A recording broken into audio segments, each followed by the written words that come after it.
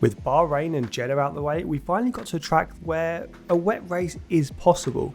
Unlikely, but possible.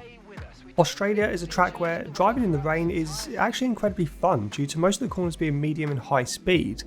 The only really sticky point is the last corner sequence where rear traction can be really hard coming onto the pit straight.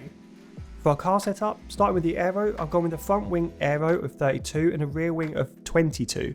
This is an increase over our dry setup of 2 front and rear.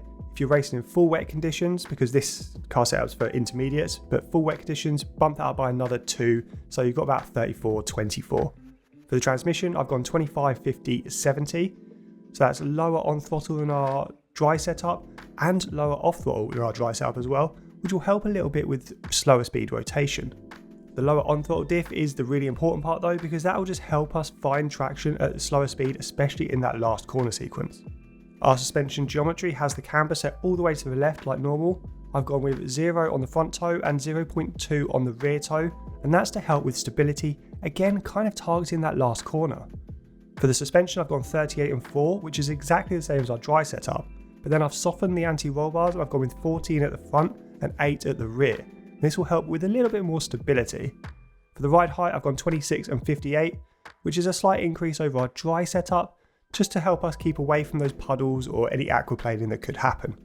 With the brake setup, the only change I've made is reducing the brake pressure from 100% to 99%. And this can just make it a little bit easier to not lock a wheel, which can happen quite often going into turn 3. For the bias, I've set that at 55%, exactly the same as our dry setup. For the tyre pressures, I've gone 28 and 28.5 on the front pressures, and then I've gone 26.5 on both rears. This put the tyres in the perfect temperature range using the intermediate tyres and wet conditions, but you may need to adjust this ever so slightly for the full wets. And that will round out this wet car setup for Australia.